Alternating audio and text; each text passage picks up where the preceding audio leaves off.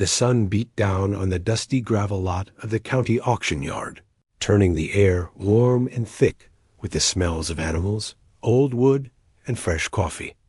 Every Saturday, it was the same. Trucks and trailers rumbled in.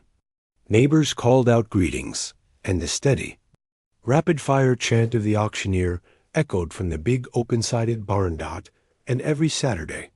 The real star of the show wasn't the warm tractor or the set of antique china for bid. It was the man on the platform and his dog.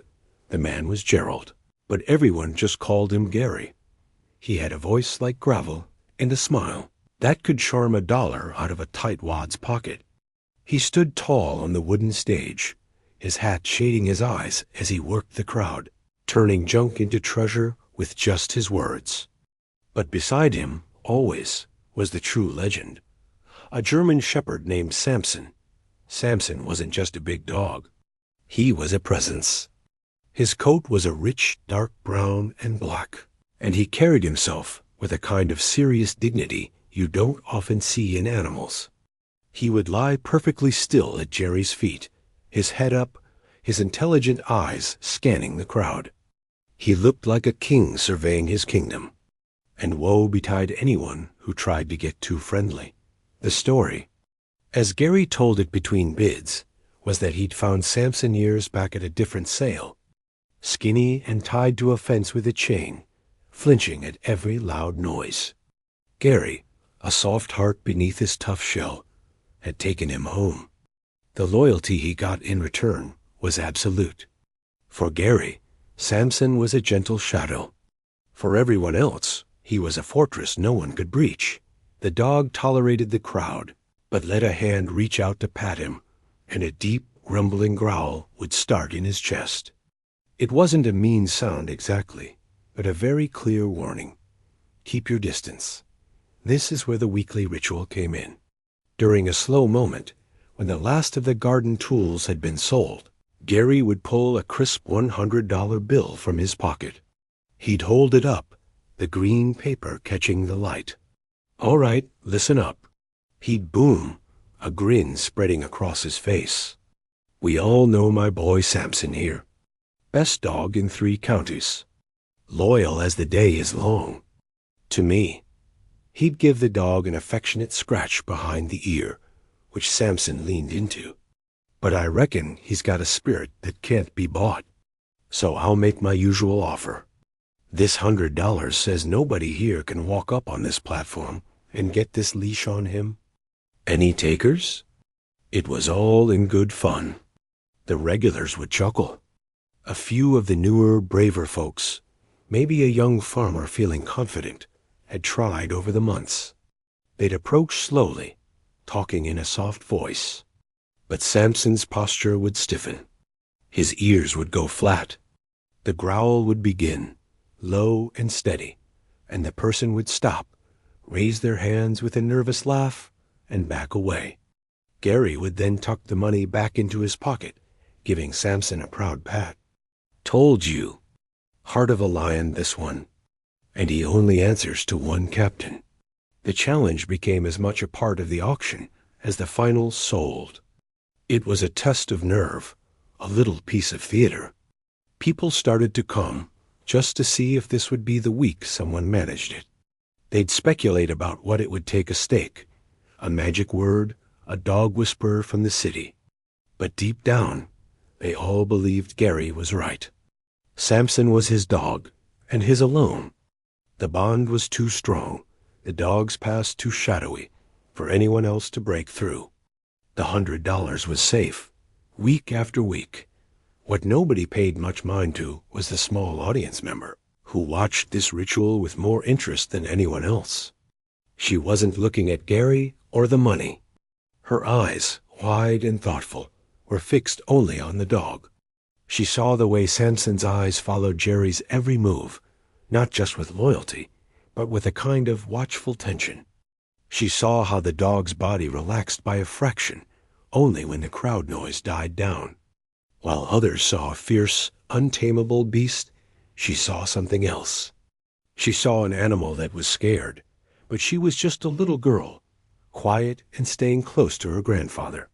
She was easy to miss in the busy crowd. So for now, the legend of Samson the Untamable held strong. And the $100 bill stayed in Jerry's pocket, waiting for something or someone no one in the barn could yet imagine. The week after she first saw the challenge, the little girl came back to the auction with her grandfather. Her name was Elara, but she was so quiet that most people just thought of her as the old farmer's granddaughter. Her grandfather was there to sell a few calves, and as he talked with the other men, Elara drifted away from the chatter. She didn't go to look at the new batch of kittens in a crate, or to get a candy bar from the concession stand. She walked slowly, with a purpose, toward the main auction barn. She stopped at a distance, right by a fence post where the morning glory vines grew. It was a good spot. She could see the whole platform clearly, but she was far enough away to be safe, to be invisible. She stood there for the whole hour, not moving much. She watched Samson. Today, a man in a big cowboy hat had laughed and taken Jerry's challenge. He'd sauntered up, saying, "Hey, boy, come on now. We're friends, ain't we?" He got 3 steps up the platform stairs before Samson rose to his feet in one smooth, powerful motion. The dog didn't bark. He just stood there, head low, a silent stone statue of tension. The man's smile faded. He paused, muttered, Okay, easy," and backed right down.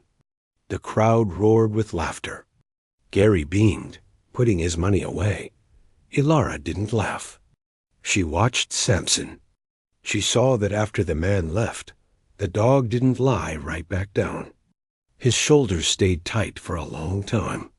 He kept looking at the spot where the man had stood. He was worrying about it. To Elara, it looked the same as when the school bus would back up with its loud, scary beeping. It made you jumpy long after it was gone. The next Saturday, she moved a little closer. This time, she sat on an old, upside-down bucket near the edge of the crowd. She pulled an apple from her pocket and ate it slowly, her eyes never leaving the dog. It was a hot day, and flies buzzed around. She saw how the flies bothered Samson. He would twitch his ear, or his skin would shiver to shake them off. But he never broke his position to snap at them. He was doing his job, staying alert for Gary.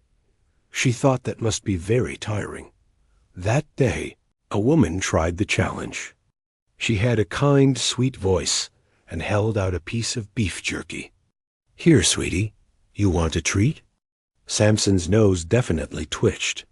He smelled the meat, but he didn't move toward it. He looked from the jerky to the woman's face, and then he looked back at Gary, as if asking for instructions.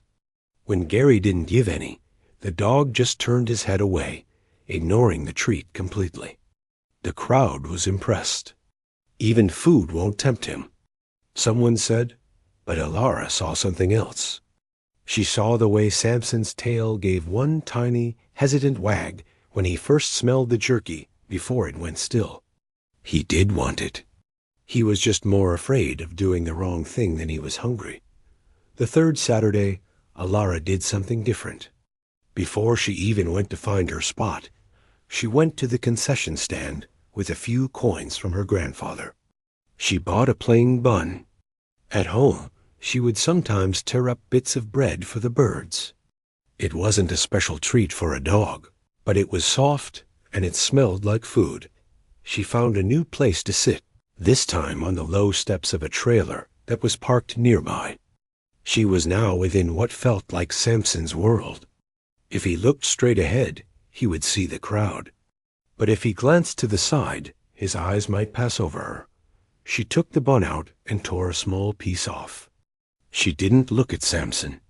She didn't hold it out. She just placed the piece of bread on the wooden step next to her, then looked down at her own shoes, swinging her feet slowly. She was just a girl, sitting alone, having a snack. Nothing important. Nothing threatening. For a long time, nothing happened. The auction went on. Jerry's voice was a steady drum roll of numbers. Alara put another piece of bread on the step. She watched a ladybug crawl on her knee. Then, out of the corner of her eye, she saw a shift. Samson's head had turned. Not all the way, just a little. He was looking in her direction. His nose was working, sniffing the air. He was looking at the bread, then at her, then back at the bread. He seemed confused. This was new. No one was looking at him. No one was asking him for anything. No one was even paying him any attention. Alara stayed perfectly still, her heart beating a little faster in her chest.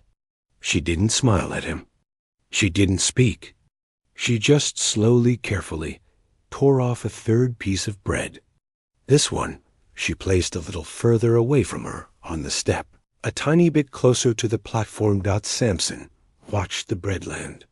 His ears, which were usually pinned back slightly when he was on duty, relaxed just a fraction. They swiveled forward, curious. He looked at Gary, who was busy calling out a bid. Seeing his person was distracted, Samson did a strange thing. He lowered his head down onto his front paws, but kept his eyes fixed on the girl and the bread. He let out a soft, almost silent huff of air. It wasn't a growl. It was more like a sigh. Alara understood it perfectly. It was the sound her own body made when she finally sat down after a long, hard day. It was a sound of letting your guard down, just a little bit. A tiny smile touched her lips, but she quickly hid it. She didn't want to scare him off. She just picked up her own piece of bread and finally ate it. When her grandfather came to find her later, the bread pieces were gone from the step. She didn't know if Samson had gotten them when she wasn't looking, or if a sparrow had taken them. But it didn't matter. A first quiet conversation had happened. No words were spoken, but a message had been sent from a little girl to a lonely dog. Asterisk, it's okay. You don't have to be afraid of me. Asterisk, a new Saturday brought a strange sort of tension for the little girl. She felt it as soon as she and her grandfather pulled into the auction yard. It was a feeling that sat in her stomach, a mix of nervousness and a quiet excitement. She had a plan today. A simple one, but it felt as big as anything she'd ever done. The routine was the same. Her grandfather went off to talk business, and she made her way toward the barn. But she didn't stop at the trailer steps this time. She walked slowly, her small hand clutching a small paper bag from home. Inside was half of her own peanut butter sandwich, carefully wrapped. She believed in bread, but she thought peanut butter had a stronger, friendlier smell. She saw Gary up on the platform, already warming up the crowd. And there was Samson, in his usual place, a statue of a dog.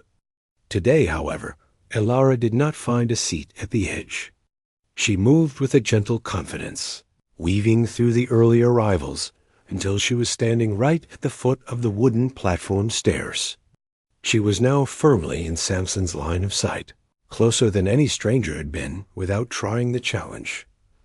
She sat down on the very bottom step, tucking her knees to her chest. She made herself small and uninteresting. She opened her paper bag, the crinkling sound making Samson's ears flicker. She took out the sandwich half, tore off a corner with no peanut butter, and placed it on the step beside her, just like before.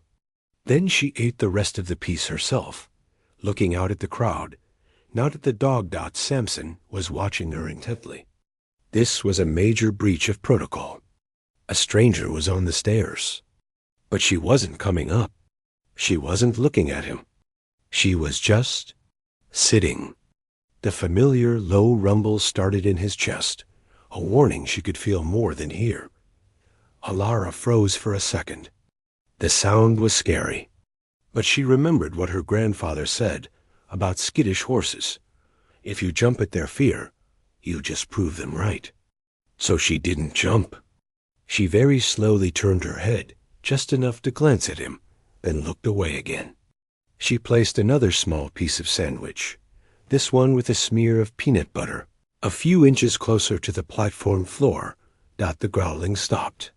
Samson's nose was working overtime. Peanut butter was a new and interesting smell. He looked from the bread to Ilara, then back to Gary, who was shuffling papers, unaware of the quiet drama unfolding at his feet. The dog seemed conflicted. His duty was to watch the crowd, but this small, quiet thing on the stairs was confusing all his rules. Ilara sat still for what felt like an hour. Her legs started to fall asleep. The auction began, Jerry's voice filling the air. A man came to look at a toolbox sitting near the stairs, stepping around her with a curious look. She ignored it all, focusing on the simple act of being calm and still. Then she saw a shadow shift on the wooden planks above her. Very slowly, so slowly it was almost not happening, Samson had begun to move. He didn't stand up. He stretched his front legs out, lowering his chest to the platform floor, and then he inched his head forward. His chin came to rest on the very edge of the platform, just above the top step. He was now looking down at her, and the piece of bread from a distance of about 4 feet. His big brown eyes were no longer guarded. They were filled with a deep, curious uncertainty. Ilara's breath caught. This was progress. He had come to her. She didn't reach out. She didn't even look directly at his face. She looked at his paw, which was dangling over the edge. Slowly, she tore off the last piece of her sandwich. This time, she didn't put it down. She held it loosely in her fingers, her hand resting on her knee, which was now only about 3 feet from his nose. It was an offering, not a demand. Samson stared at the bread in her fingers. The peanut butter scent was strong. He let out another one of those soft huffs. His tail, lying flat on the platform behind him, gave a single solid thump. Just one dot, it was all the encouragement she needed. She stayed perfectly still, her arm probably aching, but she didn't move a muscle. The auction crowd roared with laughter at one of Jerry's jokes, making Samson's head jerk up for a second, but his eyes quickly returned to her hand. And then it happened. He moved his head forward, just a few inches. His nose, cool and wet, gently brushed her fingers as he took the piece of bread from her hand. His teeth never touched her skin. It was the softest, most careful take she could imagine. He pulled back, chewing the bread quickly, his eyes never leaving her. A feeling of pure, warm joy bubbled up inside Ilara. She had to bite her lip to keep from smiling too wide. She didn't want to startle him with a big show of emotion. So she simply looked at him then, meeting his gaze for the first real time. She gave him a small, slow blink, the way she'd seen cats do when they were content. Samson, his mouth now empty, stared back. He didn't blink. He just looked. Then he did something remarkable. He lowered his head back onto his paws at the edge of the platform, closing his eyes to a relaxed slit. He wasn't sleeping. He was just resting, with her there. For the rest of that auction, Ilara sat on the bottom step, and Samson kept his head near her. Gary, caught up in his work, didn't notice a thing. When the final sold rang out and people began to move, Ilara knew it was time to go. She slowly stood up, her joints stiff. She looked up at Samson. "Bye, boy," she whispered, so quietly only he could possibly hear it. One of his ears twitched. He opened his eyes and watched her as she walked away to find her grandfather. He didn't growl. He didn't look tense. He just watched her go, then sighed a deep sigh, as if a job was done for the day. A job that, for the first time, hadn't been about guarding, but about something else entirely. Something much nicer. The following Saturday felt different from the moment the little girl arrived. The air was cooler, a sign that summer was starting to think about turning into fall. She walked beside her grandfather, her hand holding a small, paper-wrapped package. Inside was a piece of cooked chicken from last night's dinner, saved just for this moment. She didn't hesitate. She went straight to the bottom of the platform steps. But today, she didn't sit down. She stood there, looking up. Gary was setting up his microphone, and Samson was already in position. But when the dog saw her, his entire posture changed. His tail, which was usually still, gave 2 slow, heavy wags against the wooden floor. Thump, thump. It wasn't a wild greeting, but it was a clear one. He had remembered. Gary, following his dog's gaze, finally noticed her. He tipped his hat. "Well, hello there, young miss. Back for the show?" He said it kindly, but his eyes held a flicker of something else puzzlement. He'd seen this girl around before, always on the edges. Now here she was, front and center. The auction began. Alara stood patiently through the first few lots, a set of tires, some old milking pails. She wasn't waiting for the challenge. She was waiting for a quiet moment. When Gary paused to take a drink of water, she spoke up, her voice clear but not loud. "Excuse me, mister?" Gary lowered his water bottle. "Yes, ma'am?" "I'd like to try," she said. "With your dog." A ripple of laughter went through the nearby crowd. It wasn't mean laughter. It was the sound of adults being entertained by a child's boldness. Her grandfather, who had been leaning against a post, straightened up, his face a mix of surprise and worry. He started to move toward her. Gary grinned, leaning on the podium. "Well now, the challenge is for anyone, that's true. But you see how big he is? Samson's a serious fellow. He's not really a petting zoo kind of dog." He said it gently, trying to let her down easy. Alara didn't budge. She wasn't being defiant. She just looked certain. "I know.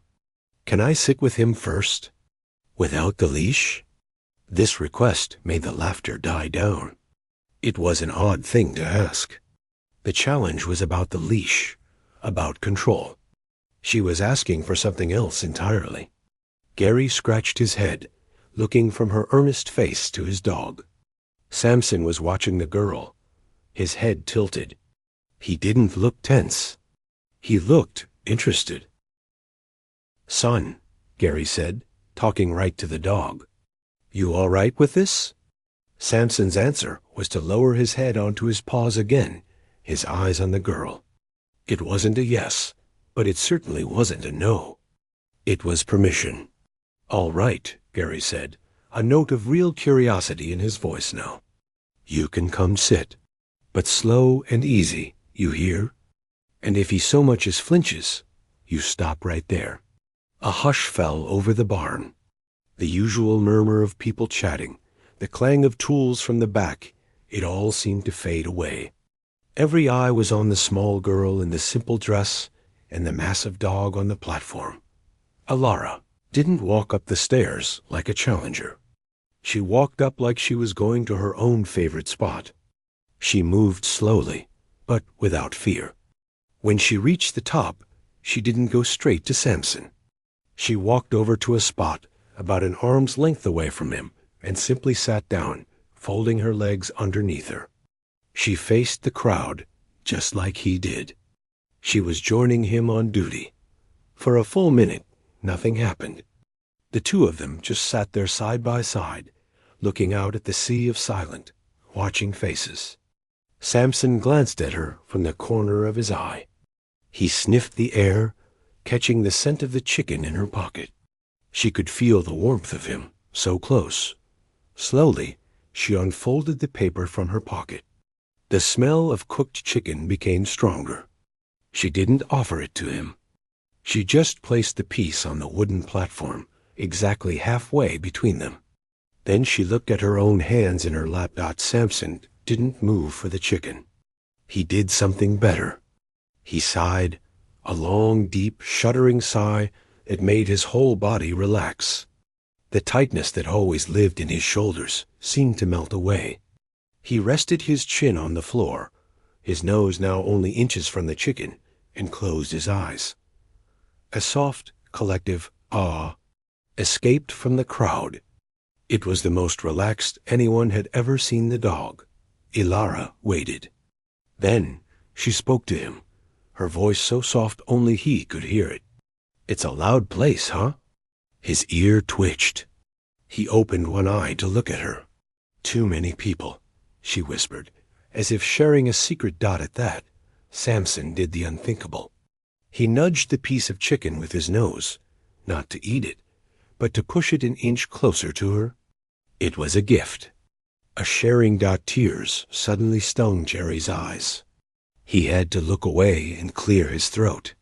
He'd had this dog for years, had saved him, loved him, and believed he understood him completely.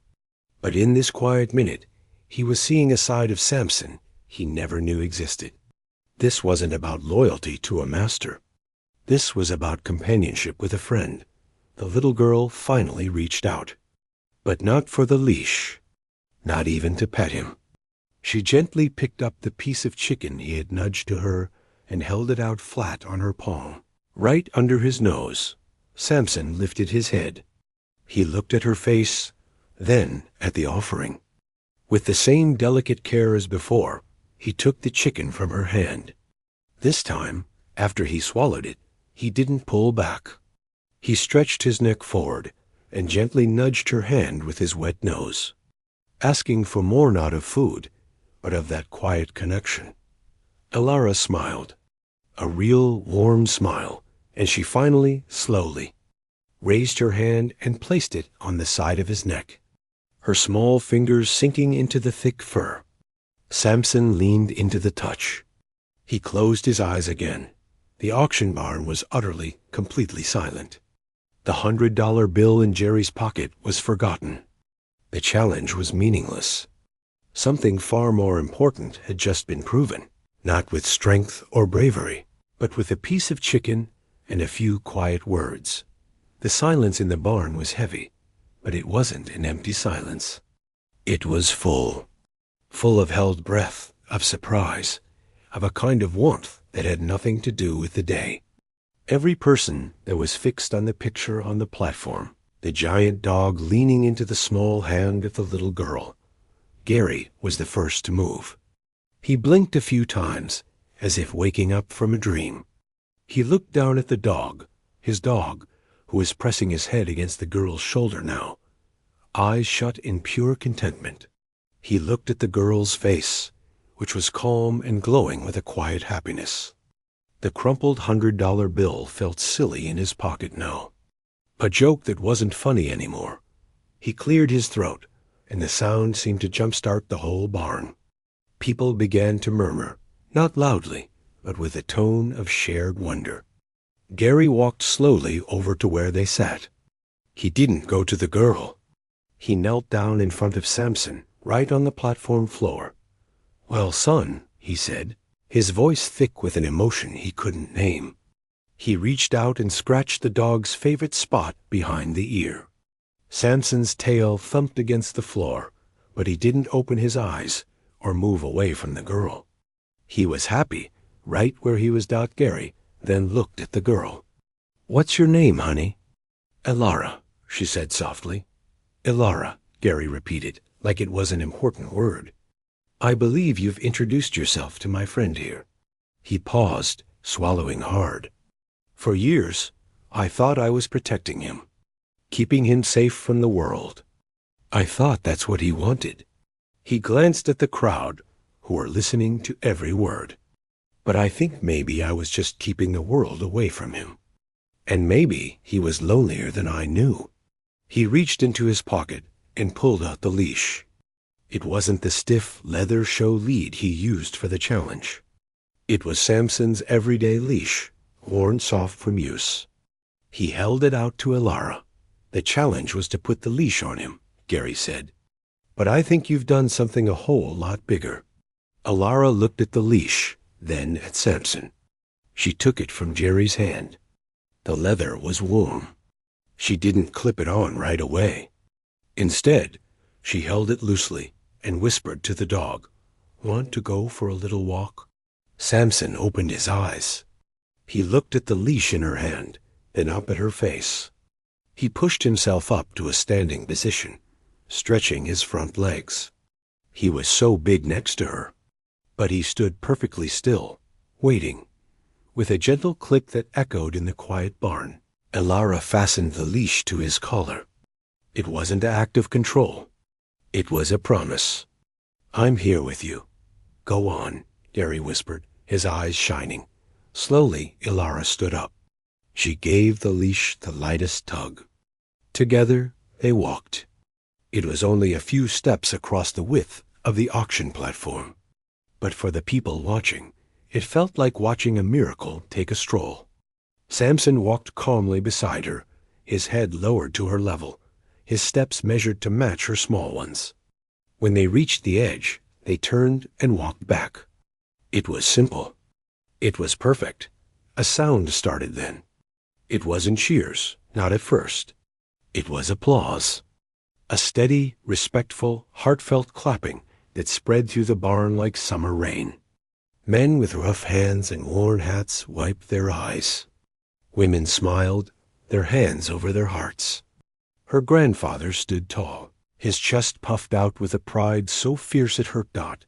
Elara stopped walking and unclipped the leash. She didn't need it anymore. She sat back down, and Samson immediately lay down beside her, resting his heavy head in her lap with a sigh that seemed to come from the very bottom of his soul. Gary stood up and faced the crowd. He pulled the $100 bill from his pocket, but he didn't wave it.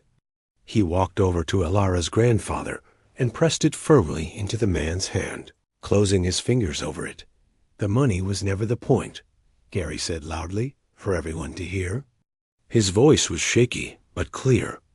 "The point was, well, I guess I was wrong.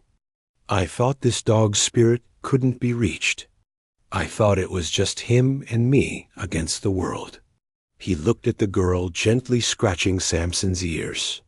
Turns out, his spirit was just waiting for the right kind of quiet. It was waiting for a friend who speaks his language. And that language ain't about shouts or challenges or bravery. It's about patience. It's about sitting still and saying, without any words at all, "I see you, and you're safe with me." From that day on, the auction changed. Gary still issued his $100 challenge sometimes for fun. But everyone knew the truth. The real story had already happened. Every Saturday from then on, Elara would come. She would walk straight up to the platform, and Samson would greet her with those 2 slow tail thumps and a soft whine of happiness. She would sit with him through the whole auction, her homework sometimes spread out beside her, his head a warm weight on her leg. He was still Jerry's loyal shadow, but he had become her gentle guardian. The fear in his eyes was gone, replaced by a calm peace. People started to call them the guardian and the girl. Some said she had a magic way with animals. But Elara knew, and Gary knew, and Samson most definitely knew that it wasn't magic. It was something much more ordinary and much more powerful. It was simply a lonely creature and a kind-hearted soul finding each other in a noisy world, and choosing, from then on, to be a little less lonely together.